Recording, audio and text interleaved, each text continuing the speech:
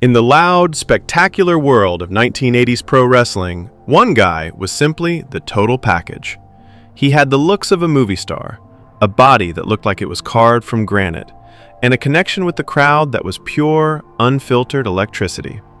His name was Magnum T.A, and he wasn't just a rising star, he was a sure thing. He was the chosen one, hand-picked to finally take the throne from the legendary Ric Flair and lead the NWA against the global takeover of Hulkamania. By 1986, he was on fire, making a fortune, driving a new Porsche, and standing right on the edge of becoming the NWA World Heavyweight Champion. The stage was set. Then, on a dark, rainy night on a lonely road in Charlotte, North Carolina, it was all gone. Not in the ring, not because of a rival, but in the screeching, metallic chaos of a single, horrifying moment. Wrestling's most certain future was erased in a heartbeat, leaving behind one of the sport's biggest and most tragic what-ifs. Before he was Magnum T.A, he was Terry Allen, a former high school state wrestling champ from Virginia. After a chance meeting with wrestler Buzz Sawyer, Allen scraped together the cash for a wrestling license and jumped into the grueling world of the territories. He paid his dues in places like Florida and the Pacific Northwest, learning the craft one match at a time. But a legend was born in Bill Watts' Mid-South Wrestling. It was there, on a suggestion from the one and only Andre the Giant, that he became Magnum T.A. The first name was a nod to his resemblance to TV star Tom Selleck, and the initials were a tribute to his own name, Terry Allen. As Magnum T.A, he was an immediate sensation. He was the American heartthrob, a perfect mix of raw power, skill, and just off-the-charts charisma. He quickly won the Mid-South North American Heavyweight Championship, proving he could be a main event draw. When he signed with Jim Crockett Promotions and the NWA in 1984, it was like throwing gasoline on a fire. The NWA wasn't just looking for another star, they needed an answer. Up north, Vince McMahon's WWF and Hulk Hogan were turning into a global machine. The NWA needed their own hero, and in Magnum, they saw their man. He was thrown right into the spotlight, winning the prestigious NWA United States Heavyweight Championship from the legendary Wahoo McDaniel on March 23, 1985. In the NWA, the U.S. title was the final test, the clear next step to a date with the world champion. Magnum defended it with a fire that made arenas shake. The women loved him, the men respected him. He was the hero everyone was dying to cheer for. A hero is only as good as his villains, and Magnum T.A. went up against some of the absolute best. His rivalry with the Four Horsemen, especially Tully Blanchard, became legendary. After losing the U.S. title to Blanchard in July 1985, their feud blew up into one of the most violent and personal wars of the decade. It all came to a head at Starrcade 85 in a brutal I Quit match inside a steel cage. That match wasn't about fancy moves, it was a straight-up fight. It was bloody, raw, and intense. The ending is unforgettable. After getting beaten down, Magnum grabbed a broken piece of a wooden chair and drove the splintered end into Tully's forehead, forcing a Blanchard to give up. Magnum won his title back in one of the most iconic matches in NWA history, proving he was an unbreakable force. But his biggest feud was still on the horizon. In 1986, with the Cold War providing a perfect backdrop, Booker Dusty Rhodes created a storyline that hooked the entire nation. The All-American hero Magnum T.A. versus the Russian nightmare Nikita Koloff. This was more than wrestling. It was a clash of ideologies in the ring. After being stripped of the U.S. title for attacking an NWA official who had insulted his mother, Magnum and Nikita started a legendary best-of-7 series for the vacant championship.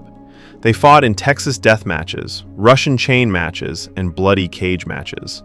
The series was a huge success, packing arenas with fans eager to see their hero defend America's honor. Even though Koloff won the final match thanks to some interference, the feud had launched Magnum into another stratosphere. He wasn't just a top contender anymore, he was the NWA's #1 good guy, the undeniable heir to the throne. By the fall of 1986, the path was clear. In Jim Crockett Promotions, everyone knew the plan. Dusty Rhodes was the beloved veteran, but Magnum was the future. He was being groomed to finally take down the unbeatable NWA World Heavyweight Champion, the Nature Boy, Ric Flair. Many believe the plan was for Magnum to win the title at Starrcade '86, the NWA's biggest event of the year. While some insiders argue about the exact date, one thing was certain: Magnum T.A. was going to wear the 10 pounds of gold. He had already proven he belonged in the main event, taking Flair to the limit in a nearly 30-minute classic in 1985. He was exactly what the NWA needed: a homegrown superstar with the star power to lead the company's expansion and go head-to-head with the WWF. He was their answer to Hulk Hogan, and his championship win felt less like a possibility and more like an inevitability. The company was ready, the fans were ready, and he was ready. He was just weeks away from what should have been the greatest moment of his career. October 14th, 1986. It was a rainy night in Charlotte. Magnum, only 27, was driving his new Porsche 911 home, just a couple of miles from his house. The rain was coming down so hard he couldn't see the road he'd driven 100 times. Forensic reports later showed he was driving the speed limit, but it was just too fast for the wet conditions. The car hydroplaned, spun out of control, and wrapped itself around a telephone pole. Magnum never lost consciousness. He remembers it all. Trapped in the mangled car, he knew instantly that something was terribly wrong. He couldn't move. For nearly 2 hours, he lay there, awake but paralyzed, waiting for someone to find him. When help finally arrived, they needed the jaws of life to cut the roof off the car just to get him out. At the hospital, the news was devastating. His C4 and C5 vertebrae had exploded on impact. The right side of his body was paralyzed. Doctors said his amazing physical condition was the only reason he even survived, but they were sure he would never walk again. In a flash, the career of wrestling's can't-miss champion was over. His dream and the NWA's grand plan were shattered on Sardis Road. The news sent a shockwave through wrestling. The NWA had lost its biggest star and its future in the middle of a war with the WWF. In a move born from tragedy, the company scrambled and turned Magnum's arch-nemesis Nikita Koloff into a hero to fill the void. But there was no replacing Magnum T.A. His absence left a hole that was never really filled, and many historians think it was the beginning of the end for Jim Crockett Promotions, which was sold just 2 years later. For Terry Allen, the man, the real fight was just beginning. He spent 5 months in the hospital. Facing an injury that changed his life forever, he simply refused to quit.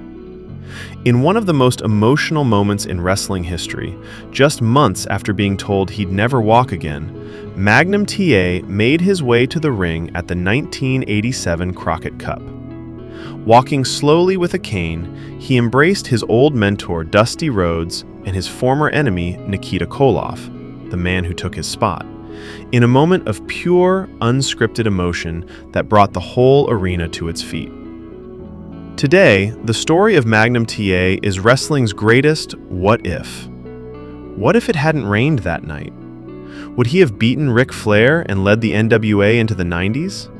Could he have changed the outcome of the war against the WWF? We'll never know. But his legacy isn't just about what could have been. It's the legacy of a superstar who burned brighter than almost anyone of his time.